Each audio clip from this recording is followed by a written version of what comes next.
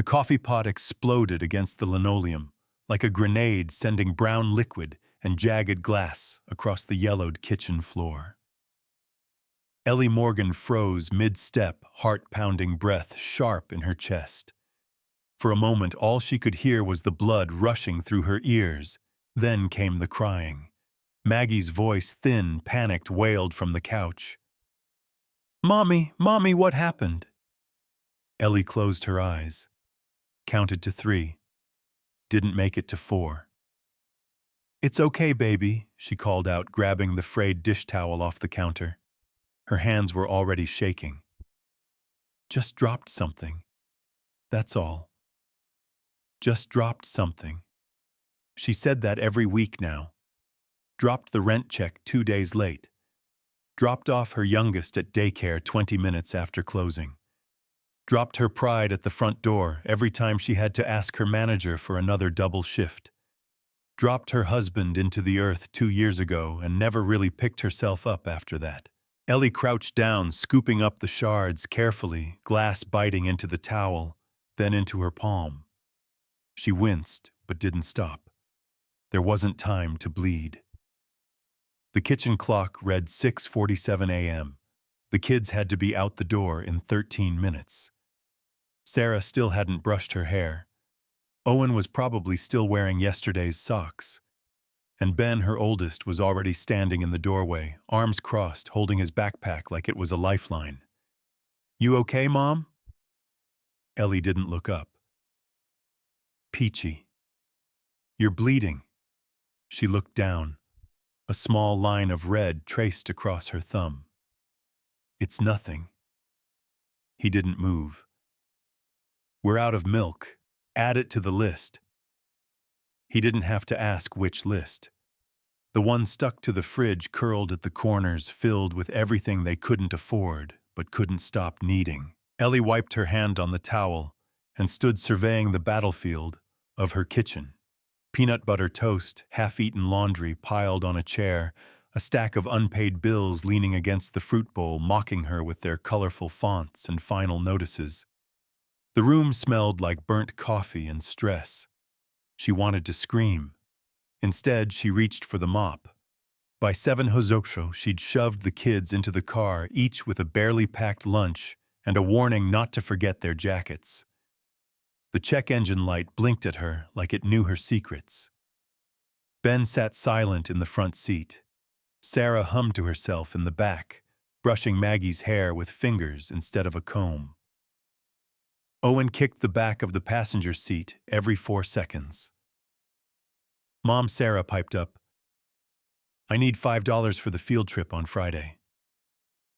Ellie exhaled slowly through her nose. Field trip to the Science Museum. They sent a form home, with a paperclip. Paperclips meant importance. "Okay," she said. "I'll get it to you. Somehow." She dropped them at school with quick hugs and plastic smiles, her stomach tightening as she watched them disappear into the chaos of backpacks and bell schedules. The moment she was alone, her shoulders slumped. She sat behind the wheel for 2 full minutes before starting the car. Rosie's Diner was a 10-minute drive east. Ellie pulled up at 7:31. The lot was already filling with trucks and courthouse regulars. She tightened her ponytail in the rearview mirror, swiped her cheeks dry, and put on the face she wore every morning, friendly, efficient, forgettable. She clocked in, tied on her apron, and didn't stop moving for the next 6 hours. Refilled coffees, wiped down booths, took orders, smiled until her jaw ached. The rhythm kept her from unraveling. Busyness was safety. At 2:13, Rosie waved a manila envelope in Ellie's direction. "Came yesterday. Looks official." Ellie frowned, drying her hands on her apron. The envelope was thick, cream-colored with embossed lettering. Brennan and Whitmore, attorneys at law, Fairbrook, North Carolina. She didn't know anyone in Fairbrook. "Thanks," she muttered, already folding it and sliding it into her pocket. But it sat heavy against her hip the rest of the shift like it was ticking. By 3:05, she was back in her car, the letter untouched on the passenger seat. She stared at it while the AC wheezed out lukewarm air. Her fingers hovered over the flap. Then she ripped it open. Dear Ms. Morgan, we regret to inform you of the passing of Mr. Howard Brennan. As his only surviving blood relative, you have been named the sole beneficiary of his estate. Please contact our office regarding the transfer of property, namely the Marigold Hill Hotel, located in Fairbrook, North Carolina. She blinked, then read it again. She didn't know any Howard Brennan. The name stirred something hazy, maybe from a story her grandmother once told, an estranged uncle or a cousin of someone long dead. A hotel, she snorted out loud. There had to be a catch. An hour later, she was picking the kids up from school, the letter folded neatly inside her bag, pressing into her side with every step. By nightfall, she was back in the kitchen with a calculator, a stack of bills, and a half-empty bottle of generic cola. The math never worked. They were $300 short, even with the weekend cleaning job. The car needed brakes. The landlord was threatening a rent increase. The water heater made sounds like it was dying in real time. She opened the letter again, read it a third time, a fourth. A hotel, in the middle of nowhere, left to a woman hanging on by her fingernails. Maybe it was worthless. Maybe it was falling apart. Maybe it was haunted by ghosts, tax debt, and raccoons.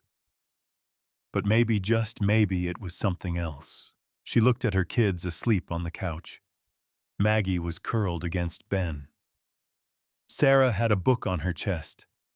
Owen had passed out with a Lego still clutched in one hand. Ellie ran a hand over her face, and for the first time in months, her exhaustion came with a flicker of something else. Not hope. Not yet. But possibility. We're going to find out what this is, she whispered. We have to. The old Ford Taurus wheezed up the last incline like it was protesting the very idea of mountains.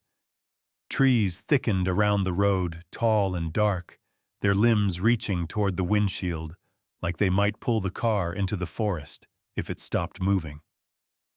Mom, we're in a horror movie, Ben said, flatly peering out the window.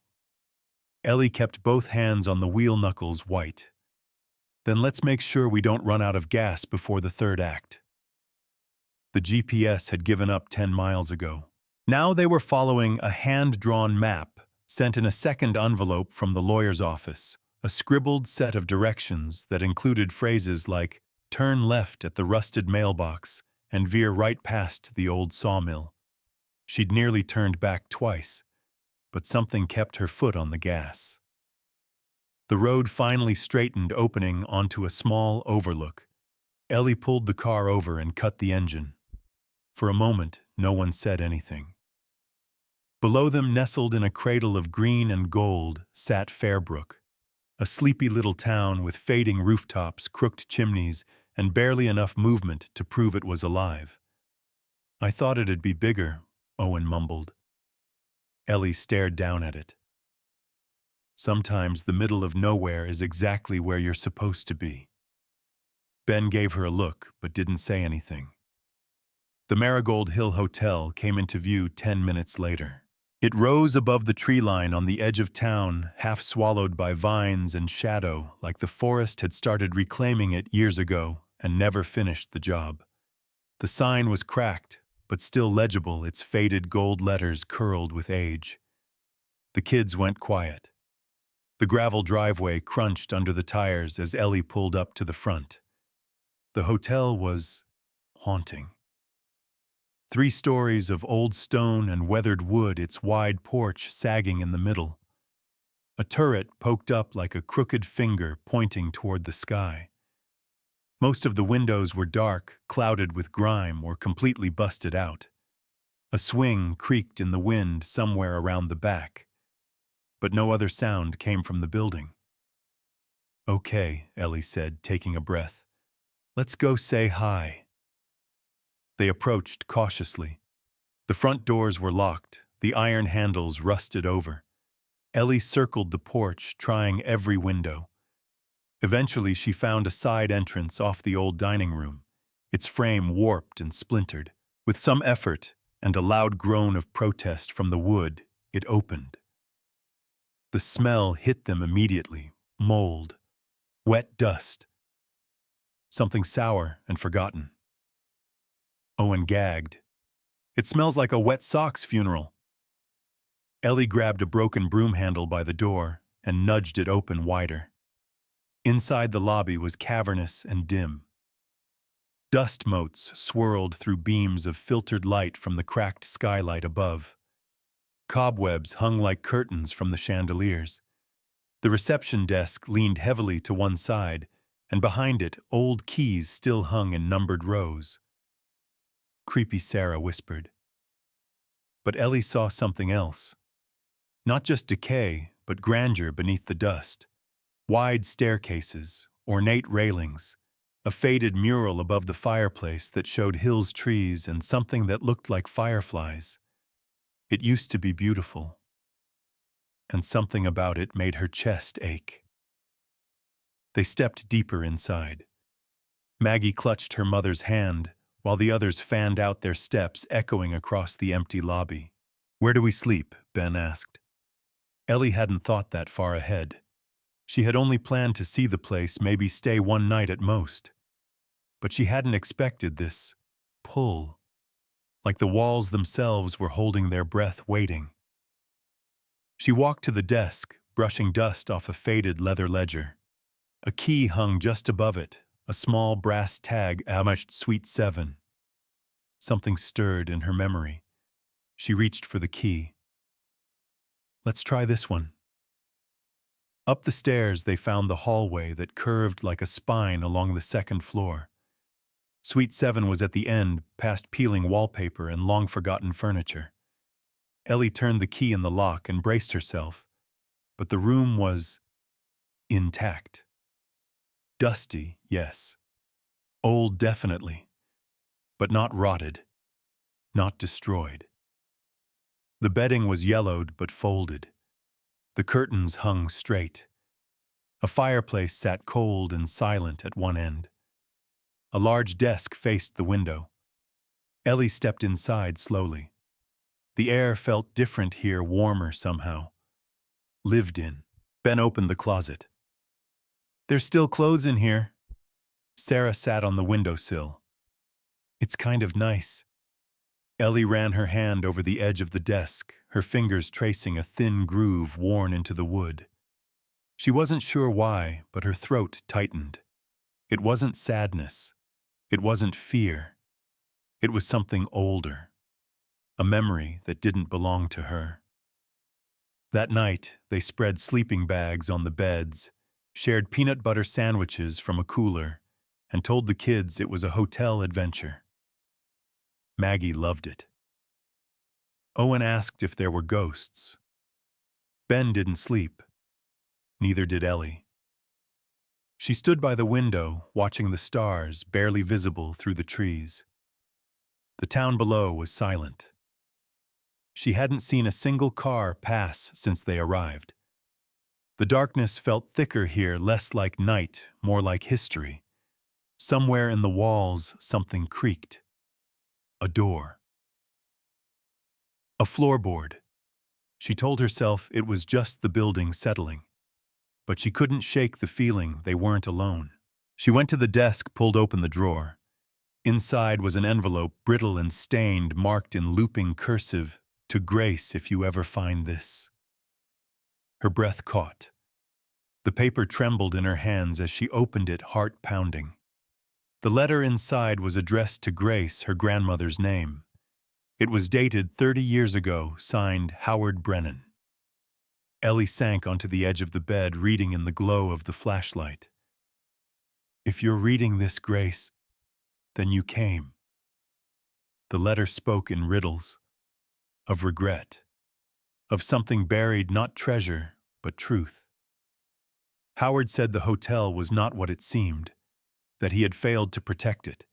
that maybe someone else could. Ellie folded it gently, her hands still trembling. She looked up at the room again. The warmth, the order, the feeling of being watched, but not in fear.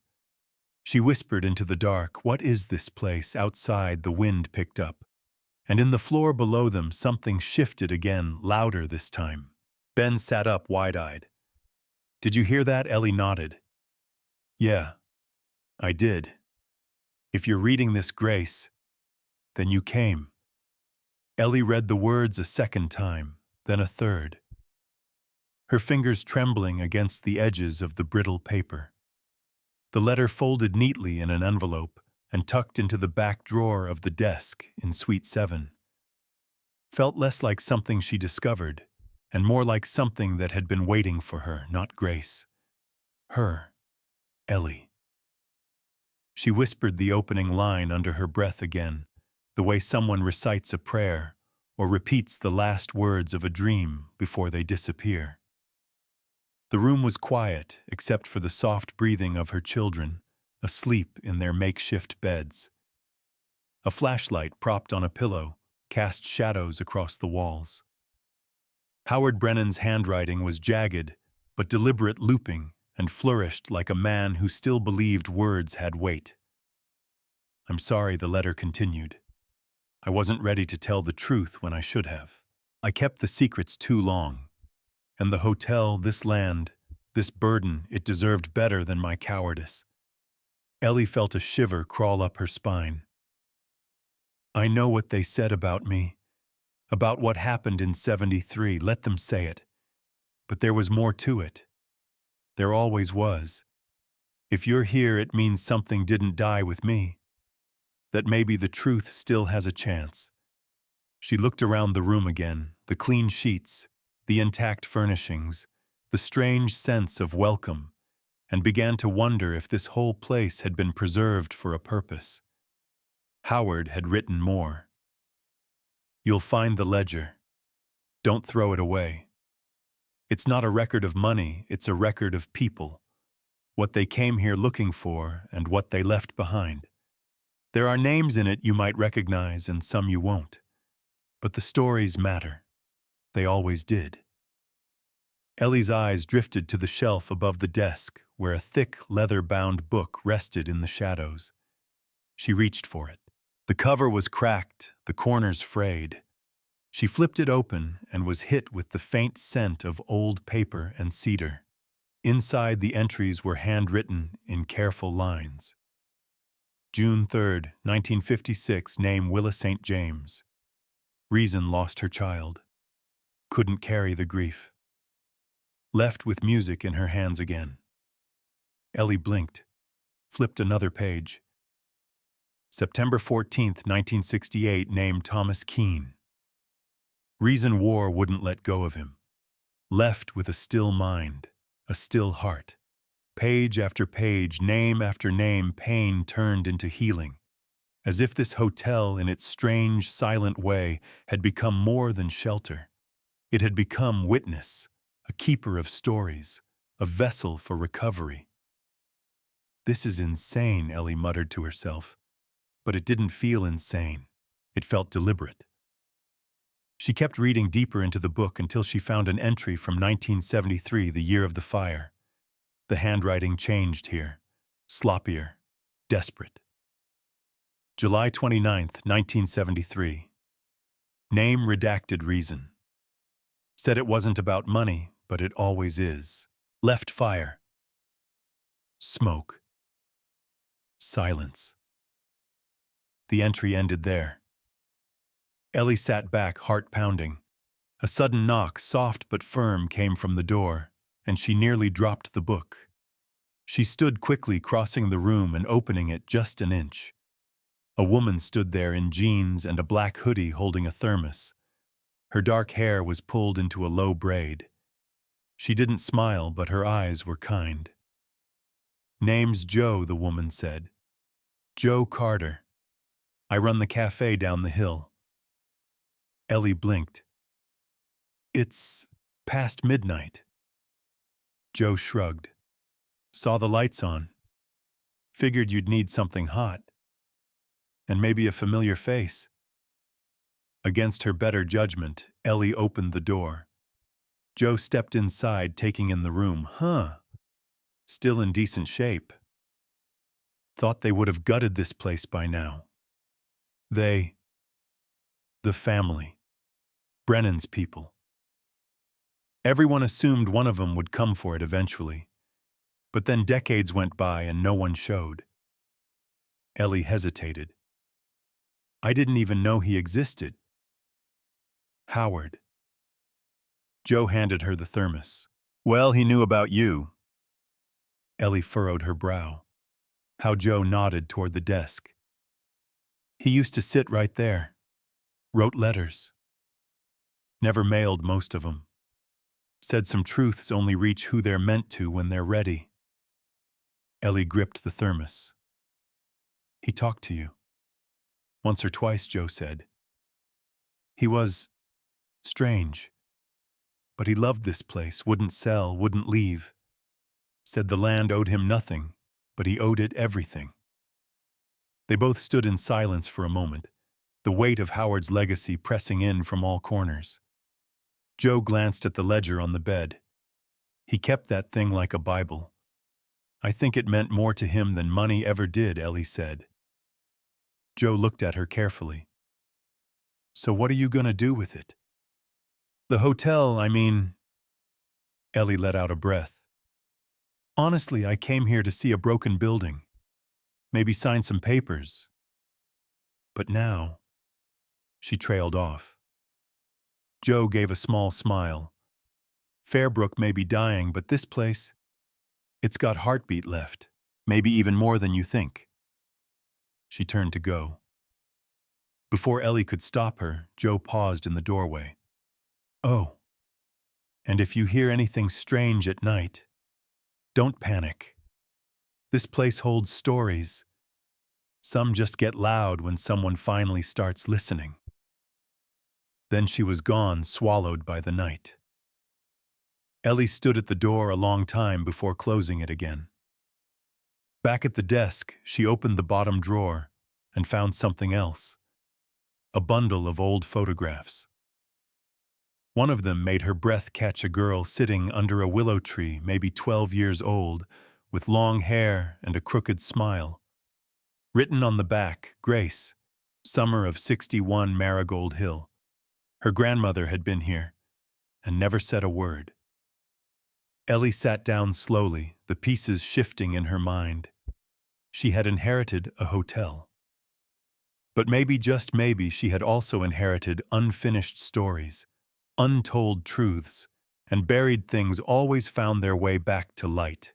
She turned another page in the ledger and whispered to the empty room what happened here.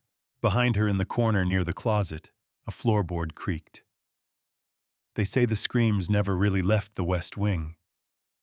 Joe's words echoed in Ellie's mind as she made her way down the hotel's grand staircase the next morning. The old wood creaked beneath her bare feet, every step announcing itself in the silence of the morning. The kids were still asleep upstairs, tired from the long drive and the restless night that followed. Downstairs, the lobby was bathed in gray light, soft and cold, filtering through broken panes of stained glass above the entrance. It painted fractured rainbows across the dusty floor. Ellie paused near the front desk, the ledger still open where she'd left it the night before. She hadn't dreamed. Or maybe she had, but if so, the dreams had been strange, like memories she'd never lived. A fire. Screams. A man running down a hall coat aflame. She could still feel the heat of it pressing against her chest. With a sigh, she turned toward the West Wing. The long corridor on that side of the hotel had been closed off, literally sealed with a nailed-up plank of old wood where the hallway should have begun. Scratched into the wall beside it in faded black marker were the words, "Do not enter." No signature. No explanation. But the air was different here, cooler, heavier. The smell of ash and mildew mingled even though there hadn't been a fire in decades. Ellie stood for a long time in front of that barrier, running her fingers along the edge of the wood, tracing the splinters. She whispered the line from Joe without thinking. They say the screams never really left the West Wing. And then something answered. It wasn't a voice exactly, not a word she could name, but the silence shifted, like a breath drawn in just behind the wall. She jerked her hand back. Footsteps sounded from behind her, and she turned quickly. Ben stood there, pajama-clad, arms crossed. "You really shouldn't go in there," he said, his voice flat but firm. "It feels wrong." "I wasn't going in." Ellie lied. He looked at the wall. "It smells like something died." "I think something did," she murmured. Together they walked back to the lobby. Ellie poured a cup of lukewarm coffee from the thermos Joe had brought last night. She sipped in silence while Ben stared at the mural above the fireplace. It looked different in daylight, still faded, but the shapes had more meaning now. Rolling hills, people standing in a circle, hands raised toward the stars. And in the center, a single flame, bright red and oddly vivid, against the weathered wall. "What do you think that means?" Ben asked. Ellie shrugged. "I think it meant something important. Once." Later that morning, she took a walk through town. Fairbrook was smaller than she thought. Just a few blocks of businesses, most shuttered. A hardware store with a dusty window. A church with peeling paint. A barbershop that looked like it hadn't seen clippers since the 90s. And Joe's Cafe marked by a rusted sign that simply read, "Carter's." Inside, the smell of frying bacon and fresh biscuits wrapped around her like a blanket. A few older men nursed coffees at the bar, all of them watching her with curiosity as she entered. Joe stood behind the counter, already flipping a pancake. "Well, look who found the good side of the mountain," Joe said. "Hungry," Ellie nodded. "Starving." Joe poured coffee without asking and nodded for her to sit. "You look like someone who saw ghosts last night." Ellie took a sip. "Do people talk about the hotel?" Joe smirked.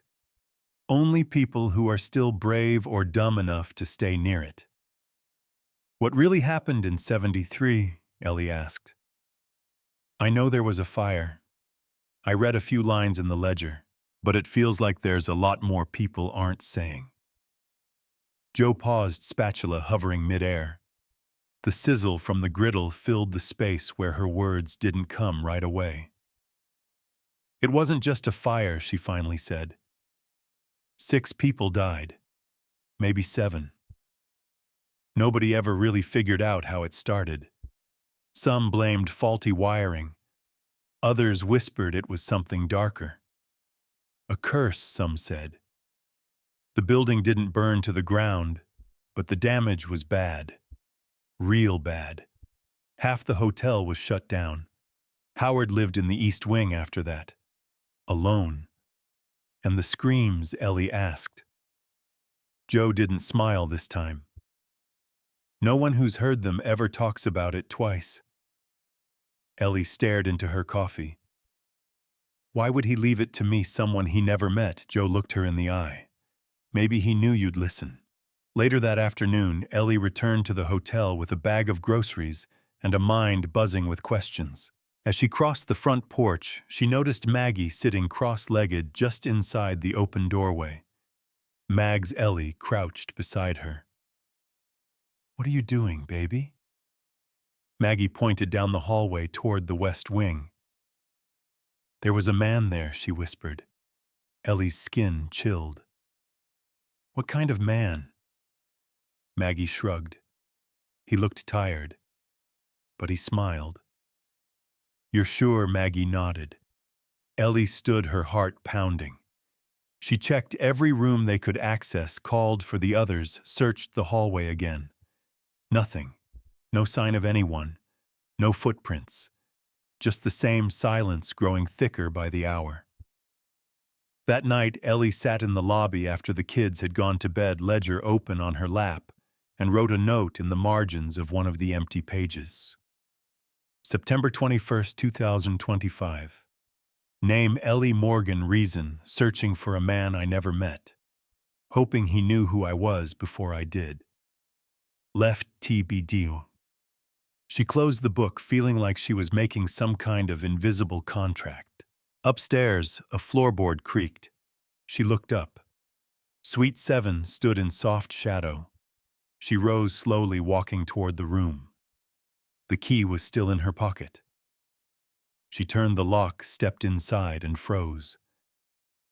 Someone had placed a fresh flower on the desk.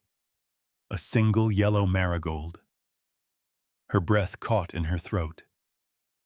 There were no marigolds growing around the hotel. She would have noticed.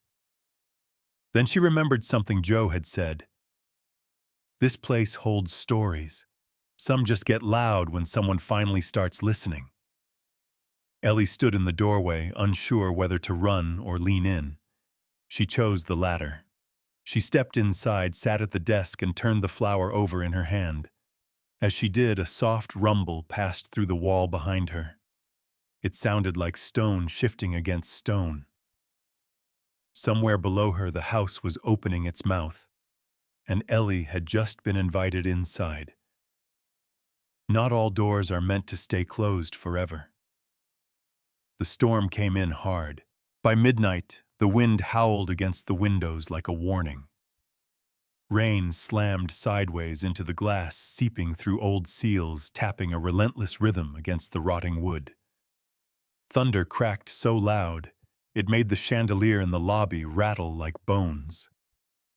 Ellie sat on the floor of Suite 7, knees pulled to her chest, flashlight propped against the wall, watching the marigold on the desk as if it might move. It hadn't. Not since she found it hours earlier, placed gently where no one else could have reached without her knowing. The kids were upstairs, asleep or pretending to be. She'd checked twice, locked every door she could find, even jammed a chair under the front knob like she was in some B-grade horror movie. Still, the house felt alert, as if it had turned its attention fully toward her now. Listening. Waiting. And then just past 1 a.m., the storm cracked something loose. It started with a groan deep beneath the floorboards. Then a low boom, not thunder this time, more like something shifting. Heavy. Structural. Ellie stood slowly, heart in her throat. Another creak echoed from the hallway. She grabbed the flashlight, its beam flickering slightly, and stepped into the corridor. The wallpaper here had begun to peel, curling at the corners like old photographs. She followed the sound down the stairs, back into the lobby. It was coming from the dining room. The doors there hung open, slightly warped from age. She slipped inside, the air thicker here, cooler. Dust motes spun in the beam of her light. Chairs lay overturned, some broken. The long banquet table was draped in a yellowed sheet. And then she saw it. In the far corner, where a tall oak cabinet had stood flush against the wall when she first arrived, there was now a gap. Not wide, just enough for a person to notice, or slip through. She crossed the room slowly. Her fingers brushed the edge of the cabinet. It had shifted, no doubt, from the storm's shaking, revealing a narrow door carved directly into the wall. The wood around it was scorched in places, and strange markings had been scratched into the frame. A symbol like a spiral with 3 points. Her pulse quickened. She reached for the handle. It turned. A gust of cold, wet air blew out from the space beyond, carrying the scent of dirt rust, and something older, like the inside of a time capsule, cracked open for the first time in decades. Ellie hesitated only a second, then stepped inside. The flashlight flickered again, and she smacked it against her palm. It steadied. She was in a passage tight, just wide enough for her shoulders to pass without brushing the walls. The floor was stone, damp, A faint trail of footprints marked the dust. Not hers. Someone else had been here. Recently. She followed the trail. The tunnel led down a flight of stone steps winding in a slow spiral. Dripping water echoed off the walls. The deeper she went, the colder it became until her breath misted in front of her. The silence pressed against her ears like cotton. Then, after what felt like forever, the stairs ended in a small stone chamber. It looked nothing like the hotel above. This room was ancient, primitive, built from mountain rock untouched by drywall or insulation or anything human. A circular space maybe 15 feet wide with a domed ceiling, supported by thick columns carved with more of those spiral symbols. A single pedestal stood in the center. Empty. Ellie moved closer, flashlight sweeping over the stone. The pedestal was cracked. A jagged fissure ran through its center like a lightning bolt. Something had once rested there, something heavy. The dust told its own story, a clear square outline like a box or container removed long ago, or recently. She circled it, then spotted a brass plaque on the wall half covered in moss. She wiped it with her sleeve. Truth. That was all it said. One word, carved deep. All capital letters. Her flashlight dimmed again. She smacked it once more and the beam returned just in time to catch something glinting behind the pedestal. She bent down and found a key. Old ornate brass like something out of a dream. It had the same spiral symbol etched into its head. Attached was a rusted tag stamped with the word truth just like the plaque. Ellie slipped the key into her pocket, heart pounding, and stepped back, trying to absorb what she'd found. This chamber wasn't just a secret room, it was something sacred. Or at least it had been once. It felt violated now. Like whatever was meant to stay here had been taken, and the room was grieving. She turned to leave and froze. The footprints. They weren't just in front of her now. There were more. Behind her. Fainter. Smaller. Someone else had come through here. From the opposite direction. And they hadn't left the way she came in. The hair on her arms rose. She didn't run, but she didn't linger. She climbed the stairs as quickly and quietly as she could, every step louder than the one before. The moment she stepped back into the dining room, the door groaned shut behind her, not slammed, just closed, like it had completed a cycle. She shoved the cabinet back into place, hands shaking. It moved easier than before. Upstairs, the floorboards creaked. The kids. Ellie sprinted up the stairs 2 at a time and burst into Suite 7. Ben sat up straight in bed, rubbing his eyes. "Mom." "Sorry," she said, trying to sound normal. "Thought I heard something." He looked at her like he didn't believe her, but didn't push it. When he laid back down, Ellie sat at the desk and took the key out of her pocket. Held it up to the light. Truth. It wasn't just about secrets. It was something bigger. Deeper. A legacy, maybe. Or a curse. And someone else already knew about it. Whoever moved that box, whoever entered that chamber before her, they had a head start. She needed to catch up. The next morning, she barely touched her coffee. The hotel sat in still silence again, the storm passed the ground wet and gleaming. But Ellie couldn't stop thinking about the chamber, the pedestal, the missing object, and the footprints that came from the wrong direction. She had to find where they started.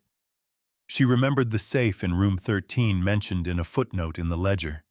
It hadn't been opened in decades. Said to be welded shut after Howard locked it and refused to explain what was inside. Maybe now, she had the key. Some doors don't need keys, they need courage. Room 13 was located at the far end of the second floor, separated from the other suites by a narrow hallway lined with broken sconces and water-stained wallpaper. Ellie stood in front of it, key in hand, heart racing. The brass plaque on the door was tarnished almost black, the number nearly illegible. Behind her, Ben shifted his weight flashlight in one hand and a crowbar in the other. "You sure about this, no?" Ellie replied. "But we're doing it anyway." She fit the ornate key labeled Truth into the lock.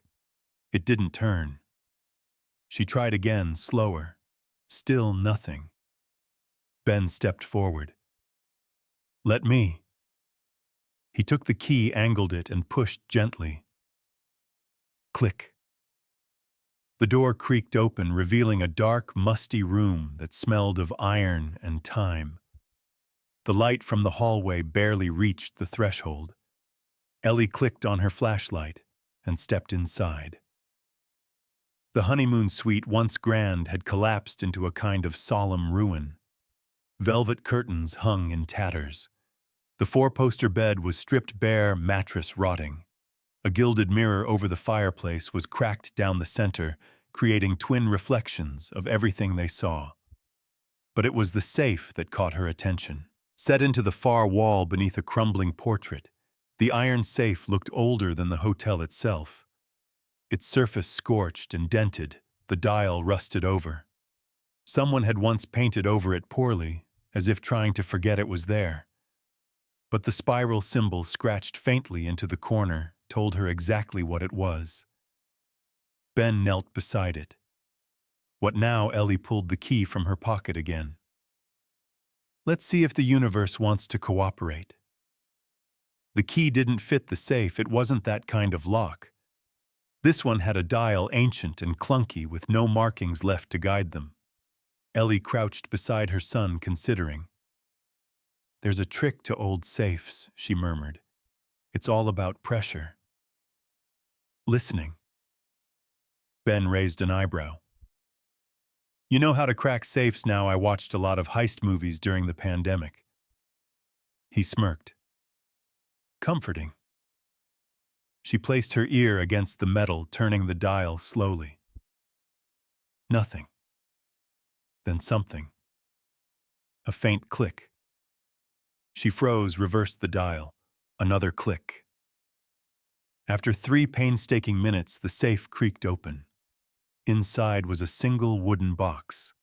It looked handmade, carved from dark oak about the size of a shoebox, with a brass clasp and no lock.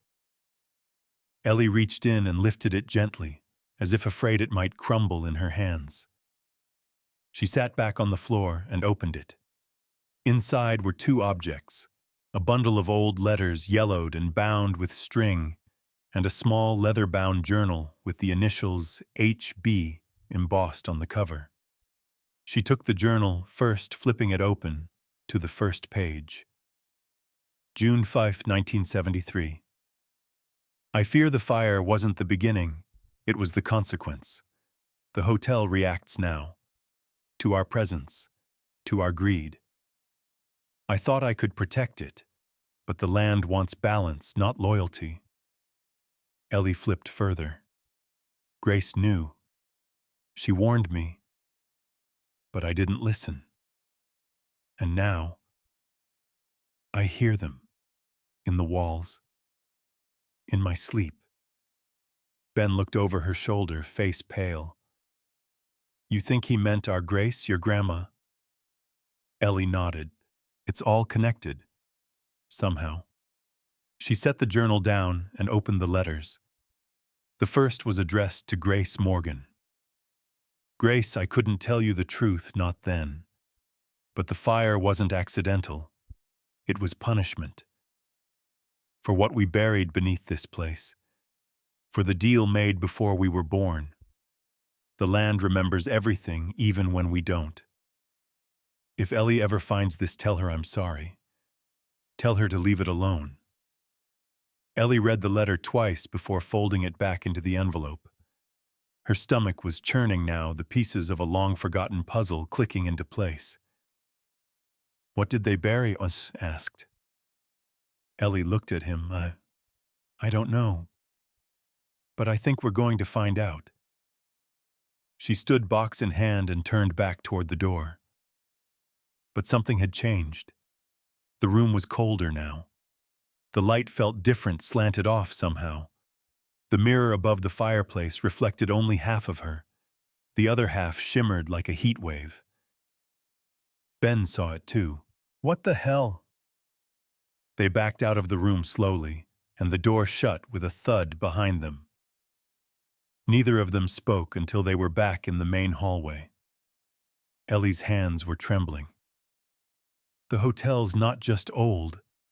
It's alive. Ben nodded. And it's definitely watching us. Back downstairs, Ellie laid out everything they'd found on the lobby table. Joe stopped by not long after, saw the journal, and went stiff. I remember that box, she said quietly. Howard used to carry it around like a Bible. Never let anyone touch it. You ever hear him mention a burial? Ellie asked. Joe hesitated. Only once. He told my dad the land had secrets better left underground.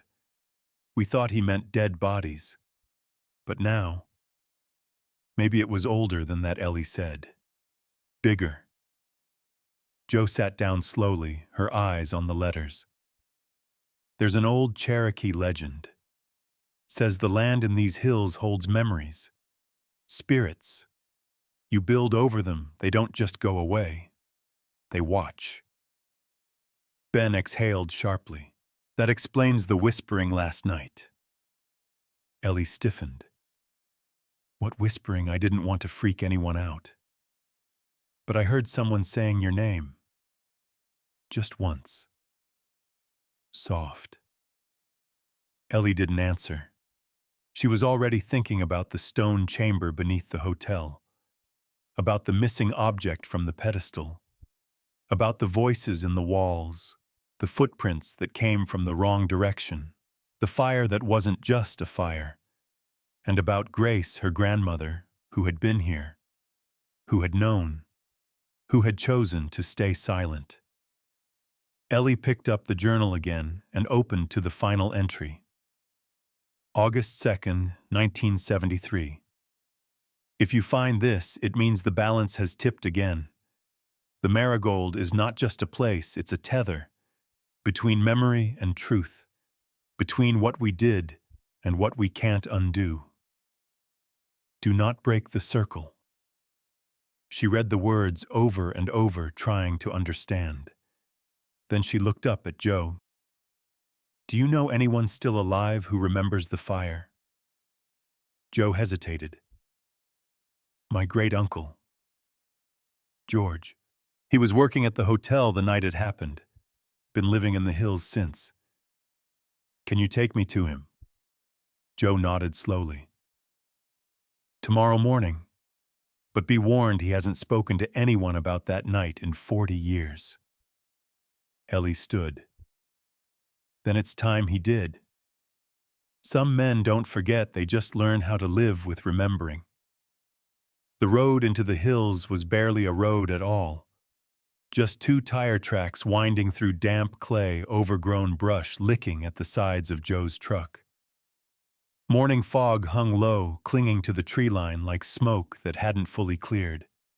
Ellie sat in the passenger seat, arms crossed, eyes fixed on the gray blur ahead. In the back seat, Ben watched trees pass like sentinels saying nothing. You sure he'll talk to me? Ellie asked. Joe kept her eyes on the road. Nope. Ellie let out a breath. Great. But if he does, Joe continued, you'll want to listen to every word. He doesn't waste 'em. They drove another 15 minutes in silence before the trees parted just enough to reveal a clearing. A rusted trailer sat crooked on cinder blocks surrounded by piles of split wood metal scraps and a scattering of wind chimes that hung from tree limbs like forgotten prayers. Crows scattered as the truck pulled in. Joe parked and killed the engine. Stay here a sec. She got out and walked toward the trailer. Ellie watched her knock 3 times on the dented door, pause, then call Uncle George. "It's me. Joe. I brought someone." No answer. Another knock. Another pause. Then the door creaked open, just a crack. A minute later, Joe waved Ellie forward.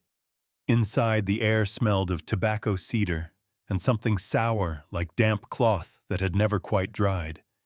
The space was cramped and dark-lined with old books, canning jars, and newspaper clippings pinned to the walls with yellowed tape. George Carter sat in a worn recliner boots propped on a milk crate. He was thin-faced, lined like bark with eyes that had seen more than they were ever meant to. He looked at Ellie for a long time before speaking. "You look like her," he said. "Grace." Ellie swallowed. "She was my grandmother."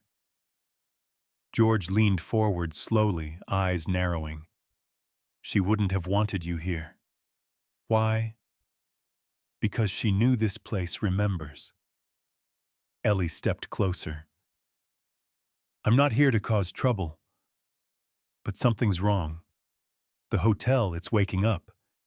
And I think whatever happened in 1973 is the reason."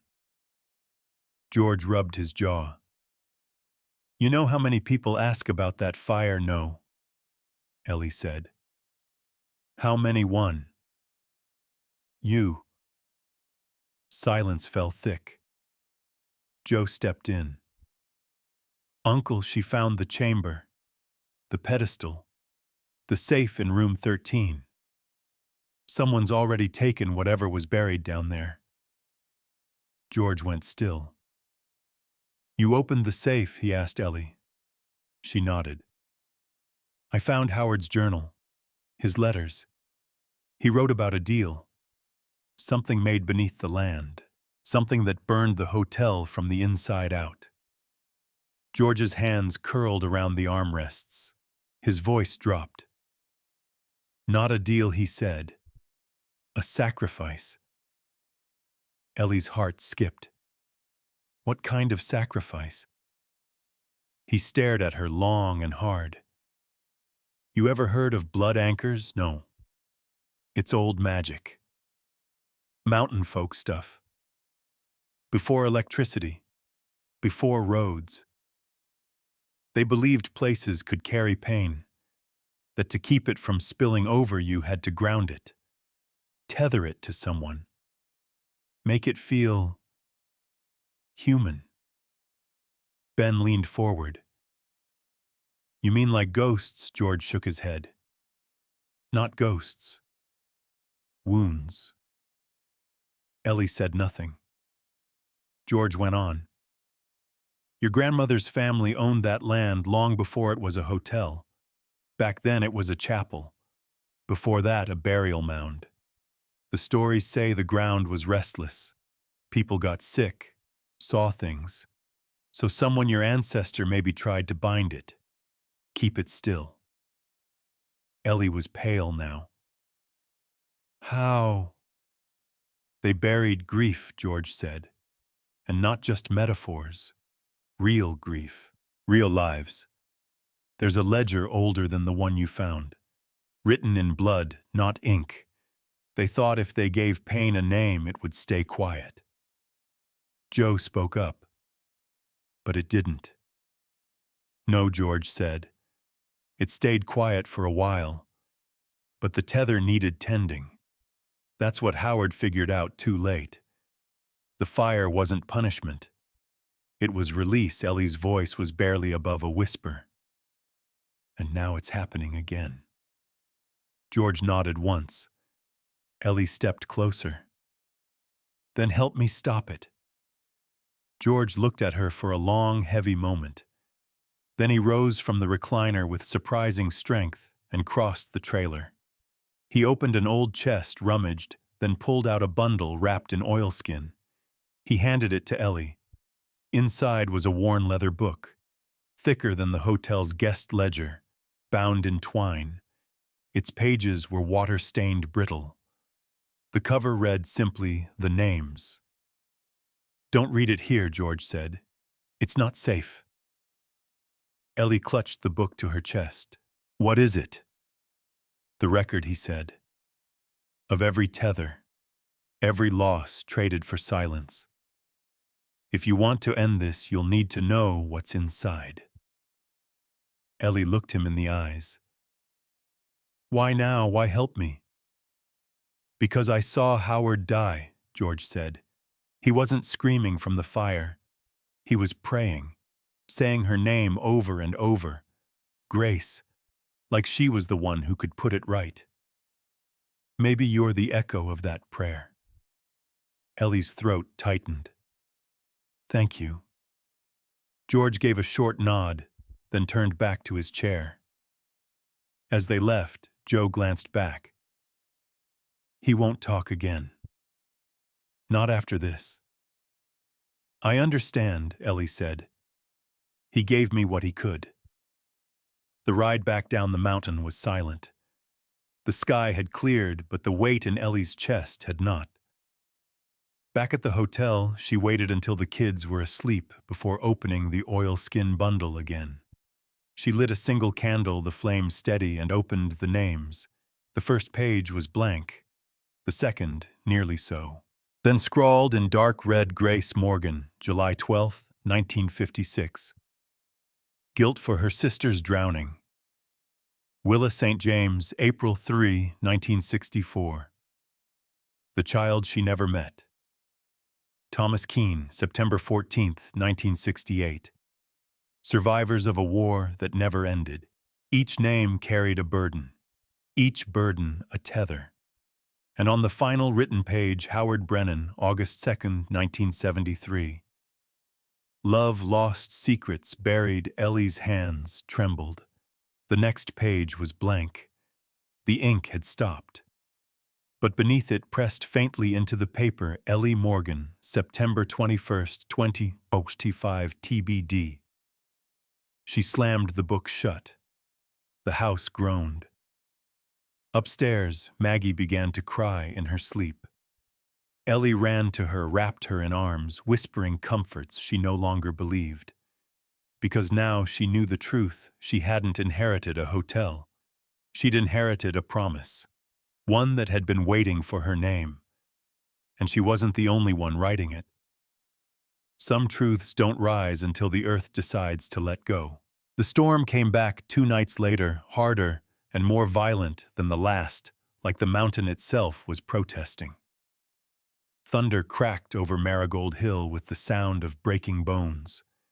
Rain churned the ground into slick mud, and lightning danced like warning signs in the distant sky. Ellie stood barefoot in the hallway, just beyond the lobby, watching the floor tremble with each rumble of thunder. The kids were asleep upstairs, this time tucked into the same room close enough to touch. Ben had insisted. Even he was beginning to understand that things were shifting here. She held the ledger in one hand, Howard's journal in the other, flipping back and forth, searching for something, anything that might explain why her name had appeared in that final entry of the names book, why her presence had triggered all of this. The hotel was breathing, and it wanted to speak.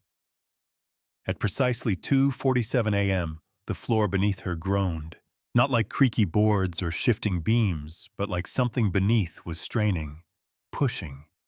The seams of the hotel felt like they were pulsing alive. Then, without warning, a loud crack echoed through the room, and the old floorboards near the hearth split down the center. Dust exploded into the air. Ellie dropped to her knees, beneath the broken wood earth, damp and dark, and something buried in it. Ellie reached for the flashlight and leaned over the hole. Her breath caught. A piece of fabric lace, yellowed with time, clung to a bony wrist. A human wrist. "No," she whispered. But the mountain said nothing. Heart-hammering, Ellie ran to the front closet, grabbed a rusted hand trowel from the old maintenance kit, and began to dig, hands trembling with every scoop. It wasn't just the shock of what she was doing, it was the sense of permission. Like the hotel had been waiting for this moment all along. Minutes passed, maybe hours, and then the full body emerged. It was a woman, or had been. The remnants of her dress were still visible, early 60s style floral pattern faded into the earth. One shoe remained on her right foot. Her arms crossed over her chest like a sleeping child, and around her neck a locket. Ellie stared at it for several heartbeats before reaching forward and snapping the chain gently. She opened the locket with shaky fingers. Inside was a photo of two girls, one clearly younger than the other, maybe sisters. The older girl had a crooked smile and familiar eyes. Ellie gasped. It was Grace. The woman in the earth had been buried with a picture of Grace Morgan. "Who are you?" Ellie breathed. She staggered backward, collapsed into the dusty floor, still clutching the locket. Everything inside her reeled. She needed Joe. Needed someone to verify this, to confirm she hadn't gone mad. But even in that panic, one fact began to settle deep in her gut. Grace had known this woman, and Grace had never mentioned her. Ellie stared back into the hole, into the face of the forgotten woman. Not just forgotten, hidden. Buried beneath the hotel, beneath the family name, beneath the stories and silence. And someone had meant for her to stay that way. When the sun began to rise, Ellie finally moved.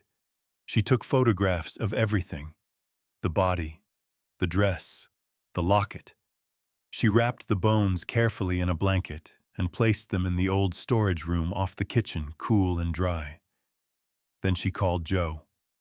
It took less than an hour for Joe to arrive, hair tied back, flashlight in hand, no questions asked. Ellie led her to the storage room in silence. When she pulled back the blanket, Joe went pale. God. She was under the floorboards, Ellie said. The house opened itself, literally. Joe knelt beside the bundle. Her hands hovered reverent. "You think Grace knew?" Ellie handed her the locket. "She's in the photo." Joe stared for a long time. "I've seen this girl. We're old newspaper archives. My dad kept a stack from back then. The town ran a missing persons piece. Her name was Celia Rains. Last seen in 1961. Supposedly checked into the hotel and never checked out." Ellie's mouth went dry. Howard would have known. He ran the guest logs. Joe nodded. If she disappeared here and he didn't report it, he buried her. No, Joe said softly. He protected her. That stopped Ellie cold. Joe stood brushing off her knees. You said the body was carefully wrapped, right? Arms crossed like a burial. Ellie nodded. Joe pointed to the locket. And she kept a photo of Grace. Not Howard. Grace. What if she wasn't a victim? Ellie's voice lowered. What if she was family? They both stared at the bones in silence. There's only one person left who might know for sure, Joe finally said. Ellie frowned. Who? Joe looked her straight in the eye. Pastor Emmett. He ran the church here for 50 years, did funerals, confessionals, counseling. If Grace had a sister or a daughter, he'd know. Where is he now? Joe hesitated. He's in the Briar Hollow nursing home. Hasn't spoken to anyone in years. They say he only talks in riddles now. I'll take riddles, Ellie said. I just want answers. That night she sat alone in Suite 7 again. The bones were tucked away, the kids safe, the house quiet. She held the locket in her palm, rubbing the edges like a talisman. Grace had lied to her, or worse, had protected something Ellie couldn't yet understand. There was more here, more than magic, more than memory. This was about blood, about the price of silence, the currency of legacy. In the corner of the room, the ledger lay open again. The candle beside it flickered. Ellie turned a page. March 2nd, 1961. Name Celia Rains. Reason running from what she could never outrun. Left not noted. Ellie stared at the last line. Not noted. But she hadn't left at all. She'd been buried here, and now she was speaking through the rain, through the cracks, through Ellie. The house had kept its secret for 60 years. Not anymore. Some memories don't fade, they wait. Ellie stood at the gates of Briar Hollow, with the locket in her coat pocket, and a storm behind her that still hadn't let go. The air was thick with pine and ash, as if the mountain had breathed smoke straight into the valley. Joe had driven but stayed in the car this time. He doesn't talk to everyone, she'd said. But maybe he'll talk to you. The nursing home looked more like an old estate house sagging at the edges, curtains drawn on most of the windows. A nurse at the front desk eyed Ellie cautiously before motioning down the right hall. Third door on the left. But don't get your hopes up. He doesn't say much these days, just quotes scripture or stares at the wall. Ellie nodded. She didn't get her hopes up, but as soon as she stepped into the dim-lit room, she knew she had come to the right place. Pastor Emmett was small now, smaller than the voice she remembered from old recordings. The once commanding preacher sat curled in a faded blue chair, a patchwork quilt draped over his knees. His eyes were glassy, but they followed her every move. "Pastor," she asked gently, "I'm Ellie Morgan, Grace's granddaughter." His eyes sharpened at the name. He blinked once, then again. "She told me you'd come," he said. Ellie's throat tightened. "Grace." He nodded slowly. "Told me in 73, just after the fire. Said one day the child of her line would come digging in graves better left closed." "I didn't mean to dig," Ellie whispered. The ground gave way. "Same thing he said." She sat down across from him, resting the locket on the table between them. "I found her. Celia, under the floor." His gaze didn't falter. "Then you found the wound." "I think she was Grace's sister." Emmett closed his eyes as if the very memory carried weight. Half-sister. Born of shame hidden from the church. Grace was 12 when she came into the world. Their mother was already dying. No name on the birth certificate. Howard took her in, gave her the name Rains, said it was safer that way. Ellie shook her head. Why hide her? Because the bloodline had rules, inheritance, reputation. The Morgans were mountain royalty people, expected them to be clean. Celia was a wrinkle no one wanted to explain. Ellie swallowed. What happened to her? Emmett's hands curled into fists beneath the quilt. She was different, sensitive. Said the land spoke to her in dreams. She'd walk into the forest at night barefoot, whispering to trees. Grace tried to protect her, but others in town, they called her cursed. And the fire. Not her fault, he said quickly, but they blamed her anyway. Said she brought the storm, that she was the reason guests started screaming in their sleep. Howard tried to send her away, but Grace hid her in the walls. She lived beneath the floor for 3 years, until someone gave her up. Ellie's breath caught. Who, I don't know, Emmett whispered, but I remember the night they found her. Not the fire night before. They dragged her from the crawl space. The sheriff wouldn't file a report. Said if she vanished, the mountain might sleep again. Ellie felt her stomach lurch. And Grace. She tried to stop them. Fought like hell. But she was just a girl. They buried Celia beneath the lobby, right where she used to draw stars in the dirt. said it was poetic justice. Ellie stared at the locket. She kept Grace's picture all those years, even when they took everything else. She loved her, Emmett said, and Grace never forgave herself for surviving. The air between them grew thick, heavy with the weight of stories never told. She never mentioned Celia to me. Not once. Some truths aren't meant for telling, Emmett said softly. Some truths are meant for reckoning. Ellie stood slowly, heart pounding. Then help me reckon.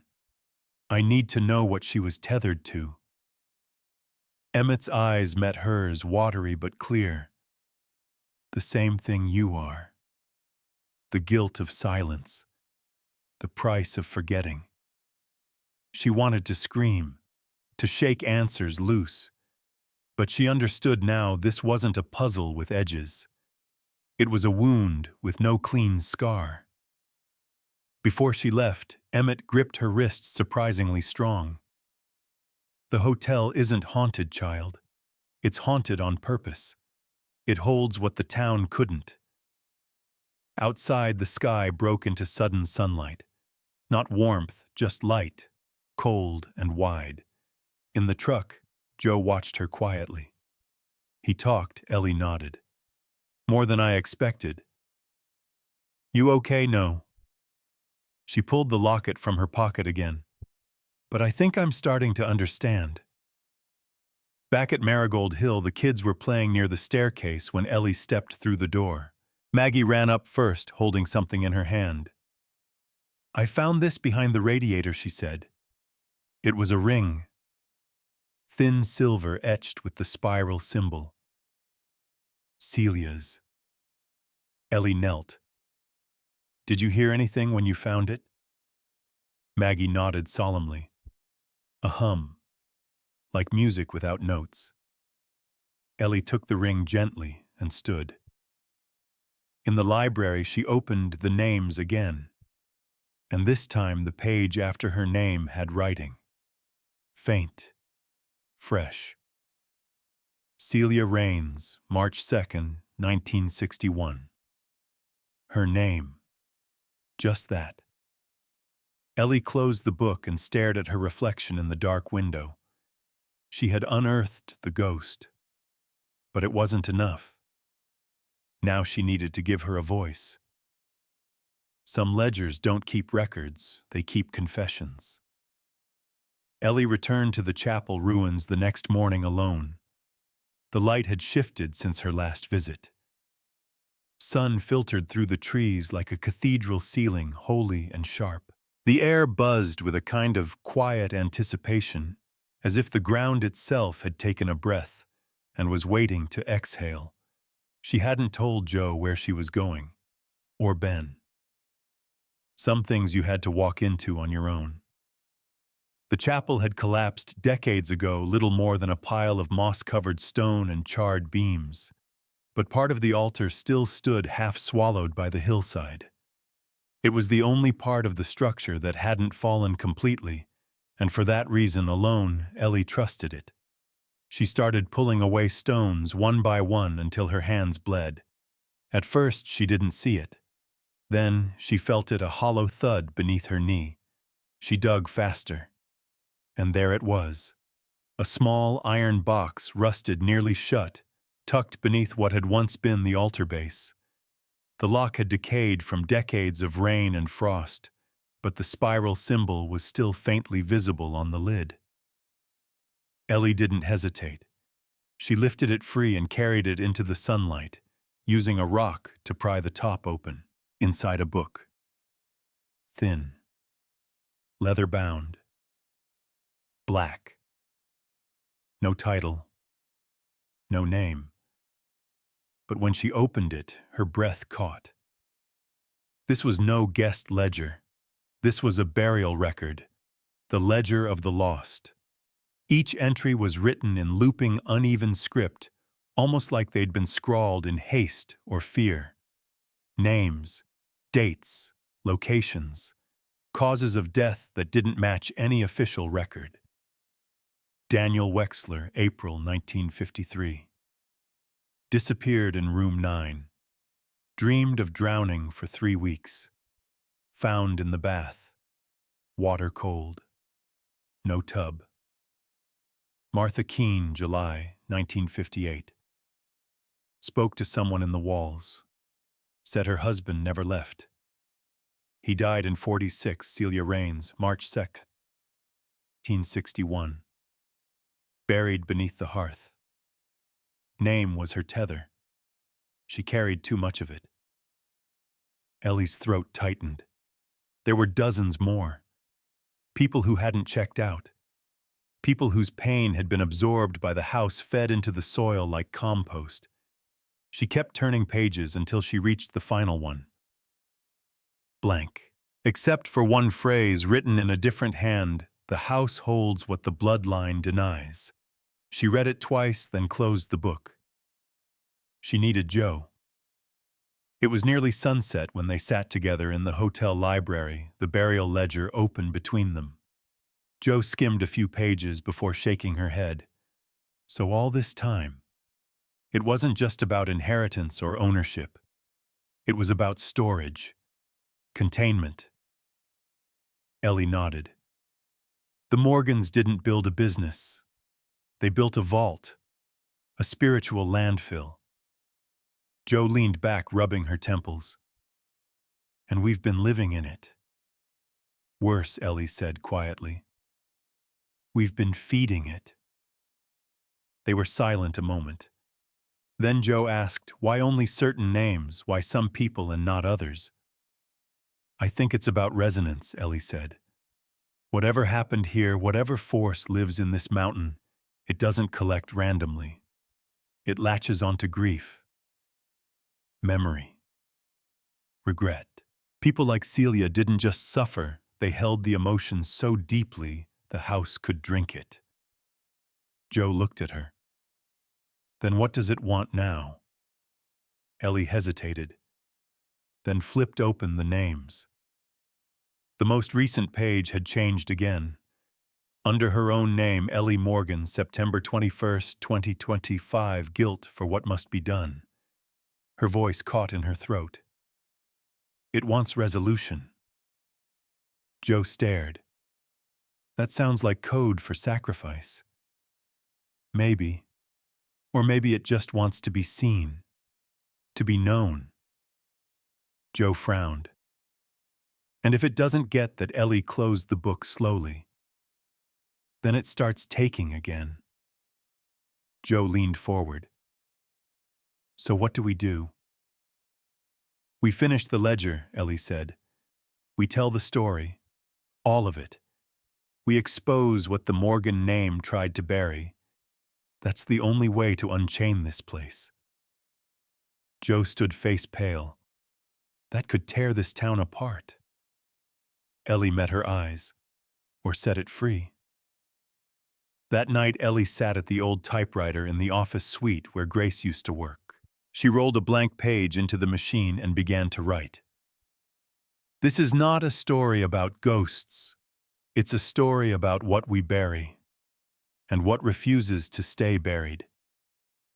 She wrote for hours, copying entries from the ledger of the lost, attaching names to the silences the town had forgotten. She included Celia, Howard, Emmett, even herself. By the time dawn broke, she had 20 pages. The truth, not polished, not safe, but real. And that's when the screaming started. Ben. Ellie was on her feet in seconds, sprinting up the stairs 2 at a time. When she reached the second-floor landing, she found Maggie outside their room crying. What happened? He saw her, Maggie whispered. Ellie rushed in. Ben was on the floor, shaking pale. There was someone standing in the corner, he whispered. A woman, in a flower dress. Her eyes, Ellie pulled him into her arms. I think it was her, he said. The girl, Celia. Ellie looked toward the corner. Nothing there. but the air smelled faintly of lavender. Not the fake kind from sprays. Real, like a memory, like spring. She whispered, "She's not angry." "No," Ben whispered, "but she's waiting." Ellie nodded, her voice calm now. "She's waiting for me to finish the story. Some fires don't burn wood, they burn what we refuse to face."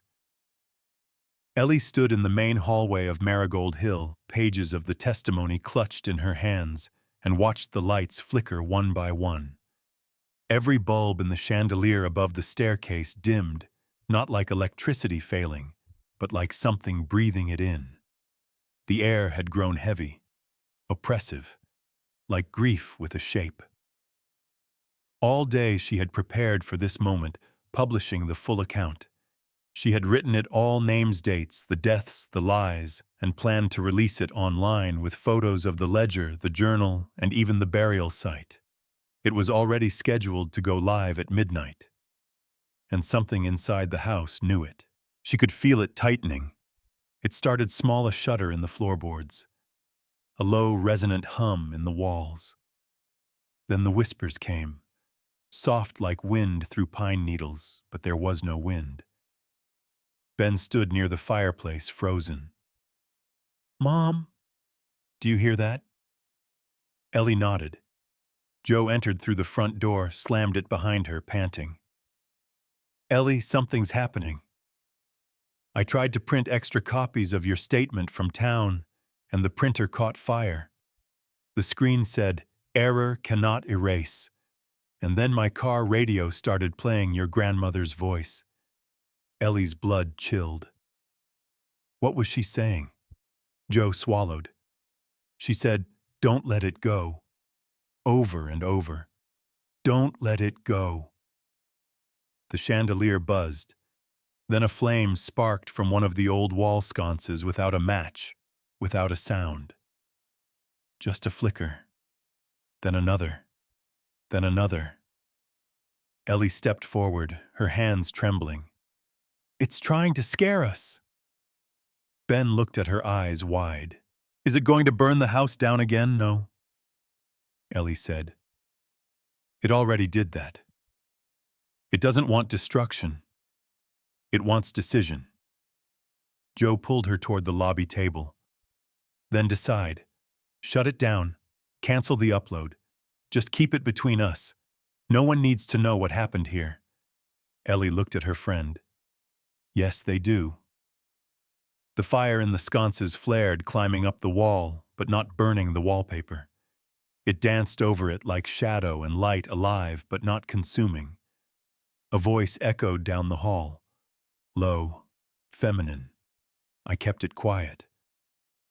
"Why can't you?" It was Grace. Ellie turned slowly, her face pale. "Because your silence cost lives," she said into the darkness. "Because you let a girl be buried beneath your name. Because I won't inherit your fear."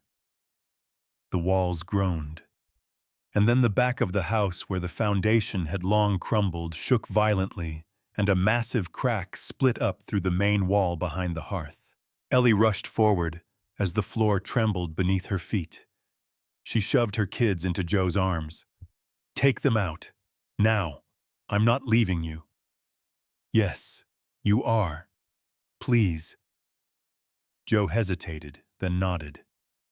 "Come on, kids." As soon as they crossed the threshold, the front door slammed shut behind them, sealing Ellie inside. She turned to the fireplace. The stonework above it was splitting, the old mantel shaking loose. Something behind it was trying to break through. "I see you," Ellie whispered, "and I'm not afraid." The fire turned blue, then silent. The shaking stopped. Ellie stepped closer and placed the manuscript on the mantel pages, fluttering from the pressure in the air. She spoke clearly now, like her grandmother used to in sermons. "This house holds your stories, but I will not hold your secrets. You don't need silence. You need witness." The wall behind the hearth cracked wide. and in the gap a vision Celia barefoot covered in dust, eyes hollow but kind. She reached out a hand through the stone, not physically, but through memory, through time. Ellie reached back. Her fingers brushed air, but her heart felt weightless. "You're free," she whispered. A wind burst through the house, wild and warm, sweeping the papers up into the air and scattering them like feathers. The blue flames vanished. The sconces went dark. The groan of the house faded into quiet, then utter stillness. Ellie fell to her knees. Her phone vibrated once. Upload complete. She let out a breath. Outside, Joe pounded on the door. Ellie. Ellie stood and pulled it open. Light spilled in. She smiled through the dirt and tears. "It's done." Ben hugged her tight. "What now? We wait," she said, "for the town to read, for the truth to settle." "And the house?" Joe asked. Ellie looked back inside.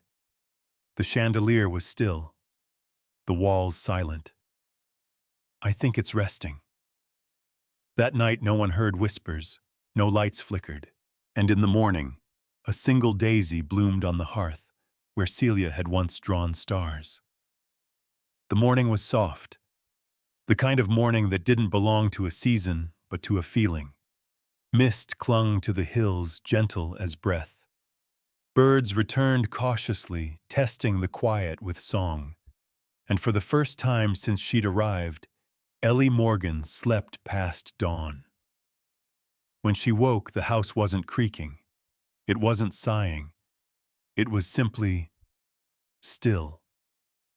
Ben sat at the kitchen table eating cereal, the box perched like a small, ordinary miracle. No voices, no shadows, just a child and his breakfast. Maggie was coloring on the floor, humming softly to herself. The two youngest were building a pillow fort, arguing over who got the corner with the lamp. Joe was making coffee like she'd always belonged there. And Ellie. She just stood in the doorway and watched it all. The email came in at 9:04 a.m. Subject: Public Statement, Marigold Hill Archives. It had gone viral overnight. Her document. Her truth was being shared everywhere. Dozens of locals had replied, some with outrage, some with disbelief, but most with thanks. And stories. Old stories finally spoken aloud, of strange dreams, family secrets, and quiet grief. People remembered things they thought they'd buried.